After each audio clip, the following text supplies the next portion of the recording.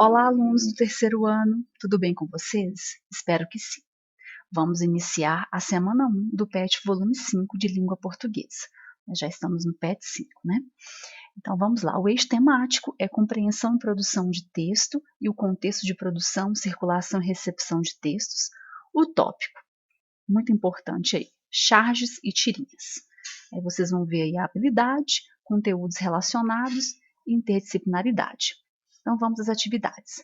Olá, vamos novamente de mãos dadas. Neste volume, vamos dialogar através da linguagem das tirinhas e das charges. Elas trazem muita leveza à comunicação e fazem a compreensão textual se tornar mais fácil. Tirinhas. Para que possamos trabalhar com as tirinhas, precisamos entender onde elas surgiram. A utilização de desenhos na comunicação remonta às pinturas rupestres, aquelas inscrições nas paredes das cavernas. Na sua estrutura de histórias em quadrinhos, HQs, tal qual conhecemos hoje, começou na Europa no século XIX e se desenvolveu nos Estados Unidos até se difundir mundialmente no século XX, principalmente nos jornais. Desenho, escrita, diagramação e humor formam um único gênero textual. Para interpretar a mensagem de um quadrinho, é preciso compreender o sentido de cada um desses elementos e sua interrelação. Então, a tira ou tirinha, né, é uma narrativa. É o texto que pertence ao tipo narrativo. É o gênero de tipo narrativo, é o gênero textual de tipo narrativo. A tira tem quadrinhos, geralmente 3 quadrinhos, né? E a passagem de um quadrinho para o outro mostra a progressão temporal. A tira tem o espaço, tem a progressão temporal, tem a personagens e conta uma história, né? Então a tirinha tem aí a linguagem verbal e a linguagem não verbal e conta uma historinha. Aí nós temos, na primeira atividade, uma tirinha. Refletir e responder por um mundo onde sejamos socialmente iguais, humanamente diferentes e totalmente livres. Então vamos analisar aqui. No primeiro quadrinho, nós temos 3 meninos brincando, né?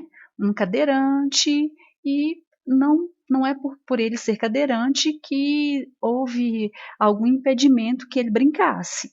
Então, por mais que tenham aí pessoas diferentes, socialmente eles são iguais, eles conseguem brincar juntos, se divertir, né? Sem que essa diferença aí atrapalhe. Aí nós temos o segundo quadrinho. Nós aí temos 3 menininhas. Nós temos uma ruiva, nós temos uma índia, nós temos uma negra. E fala aí humanamente diferentes. Nós somos pessoas diferentes.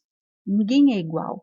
Nem fisicamente e nem nós não pensamos iguais, né?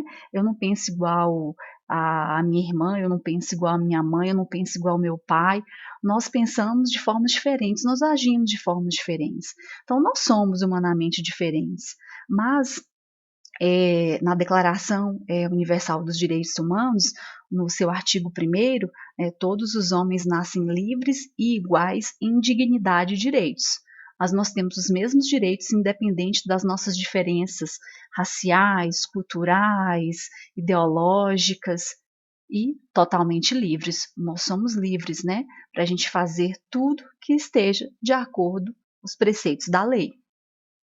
Então vamos aí, número 1. Poxa vida, o que significa? Onde sejamos socialmente iguais? Fique atento à imagem. Então, volte um pouquinho no texto, né? Eu já comentei com vocês um pouco a respeito aqui do primeiro quadrinho e tentem colocar a resposta. Número 2. E o que significa a expressão humanamente diferentes? Use a imagem para ajudá-lo ou ajudá-la. Né? Também falei aqui do humanamente diferentes. Nós somos diferentes, mas nós temos direitos iguais.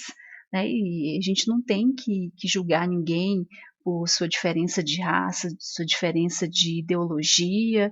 Né? A gente tem que respeitar o outro, nós temos que respeitar as pessoas, independente das diferenças ideológicas, né, dos seus posicionamentos. Quando nos deparamos com as charges, até pensamos que a charge é apenas um texto engraçado e inocente, mas basta uma leitura mais cuidadosa para percebermos que estamos diante de um gênero textual riquíssimo, que critica personalidades, política, sociedade, entre outros temas relevantes. O principal objetivo da charge é estabelecer uma opinião crítica e, através dos elementos visuais e verbais, persuadir quem a lê, influenciando-o ou influenciando-a ideologicamente, trazendo esses sujeitos para a reflexão acerca do tema trabalhado. Então, nós temos aqui uma charge. Então, vou falar um pouquinho sobre a charge. A charge, ele tem um quadrinho apenas, né? É um gênero do tipo argumentativo. A charge não está preocupada em contar uma história, mas sim em apresentar um ponto de vista que às vezes é irônico, é um ponto de vista de forma exagerada, com caricaturas, com excessos. A charge tem excessos, né? Na charge tem que reconhecer, para a gente conseguir interpretar uma charge, entender o que está naquela charge, nós temos também que entender, estarmos atualizados, estarmos atentos aos assuntos daquele momento, as personagens, né, principalmente os políticos, as pessoas famosas. Nas charges sempre vai ter aí um ser que idealiza uma pessoa famosa, né? Ou uma situação atual, né? Então, exige a compreensão de mundo, né? Exige a compreensão da atualidade. Então, nós temos que estarmos atualizados para conseguirmos entender o que aquela charge, né, está querendo passar, qual que é o ponto de vista, né, que ela está querendo nos mostrar. Aí, número 1. Observando a charge abaixo, descreva o contexto da produção dessa imagem e os elementos que ela sinaliza reverberar. Tente seguir esse roteiro. Qual a personagem principal da charge? Qual o seu ambiente? O que seu figurino representa? Esses são os elementos visuais que estão em diálogo com os balões da fala. Então, nós temos aí o personagem principal dessa charge, né? É um mendigo, morador de rua. Como que a gente pode analisar isso? Pelo ambiente, nós temos aí um chapéu no chão, né, colocado com a parte aberta para cima. Nós temos aí a roupa toda rasgada, né?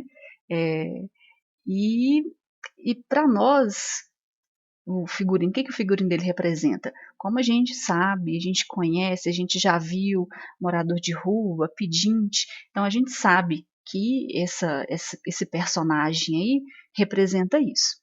Então, o pandemônio da pandemia. Aí tem o balão de fala. Como poderia sair de casa se nunca entrei? Aí a gente também analisa, né? O morador de rua, ele não tem casa. Aí nós temos aí a fala da Greta Garbo. A Greta Garbo fala: I want to be alone. Eu quero ficar sozinha. Né? Aí a Garbo: não saia de casa. A Greta Garbo é uma atriz sueca, naturalizada norte-americana. Ela foi muito bem sucedida, né, na sua época. Ela nasceu em Estocolmo em 18 de setembro de 1905 e morreu em Nova York em 15 de abril de 1990. Ela foi um ícone para o cinema da sua época, só que ela era uma personalidade que ela não gostava muito dos holofotes. Ela preferia ficar isolada, preferia ficar sozinha. Por isso a frase I want to be alone, eu quero ficar sozinha. Né? Ela não gostava de sair de casa. E Pôncio Pilatos, lave as mãos. Só que o Pôncio Pilatos aí, o lave as mãos, a gente pode fazer uma dupla interpretação, né? Se for para o mendigo, não tem como ele lavar as mãos, ele mora na rua, né? Ele não tem todo esse cuidado com a higiene, por ele não ter uma moradia. Né? Aí o Garbo fala, não saia de casa. E ele, como poderia sair de casa se nunca entrei? Mas a gente faz aí interpretações. Pôncio Pilatos, né, na tradição cristã, ele foi conhecido como juiz que não interveio contra os fariseus na condenação de Jesus Cristo a morrer na cruz. Ele lavou as mãos. E aí, será que os políticos estão lavando as mãos mediante a situação das pessoas durante a pandemia, que estão passando fome, que estão perdendo suas casas, que estão perdendo suas moradias por não conseguirem se manter no emprego, porque o número de empregos, né, foi reduzido por conta da pandemia. E aí a gente pode fazer, né, N interpretações, né, não sair de casa. Como poderei sair de casa? Né? Poderia sair de casa se nunca entrei. Então, o personagem aí está descrito como o pandemônio da pandemia. E aí a gente pode interpretar, né, como politicamente falando, que os políticos, né, os nossos governantes, realmente lavaram as mãos a respeito da situação dos moradores de rua, das pessoas que estão perdendo tudo por conta da pandemia. Qual a principal característica da charge? Já disse antes, né? E a charge usa muito também da ironia, tá? Ela usa bastante da ironia. Então, partindo da noção de ironia como uma afirmação de algo diferente daquilo que se deseja comunicar, na qual o emissor deixa transparecer uma afirmação contrária por meio do contexto que se envolve a situação. Então, importante saber que uma charge é um tipo de ilustração que geralmente apresenta um discurso humorístico e está presente em revistas e principalmente jornais. Trata-se de desenhos elaborados por cartunistas, jovens e velhos, que captam de maneira perspicaz as diversas situações do cotidiano, transpondo para o desenho algum tipo de crítica, geralmente permeada por fina ironia. Né? Então, está sendo bem irônico aqui, né? É uma atriz bem conceituada que fala I want to be alone, eu quero ficar só, né, não sair de casa. E o Pôncio Pilatos, que a Greta, ela tinha a opção de ficar em casa, né, porque ela tinha uma casa, e o Pôncio Pilatos, né, que é a expressão lave as mãos, mas lave as mãos porque eu estou tampando meus olhos pela situação que a pandemia está causando no nosso país, no mundo, né? Então está sendo bem irônico aí. Então, 2. Em que medida a ironia perpassa e é importante para essa expressão da linguagem que é a charge?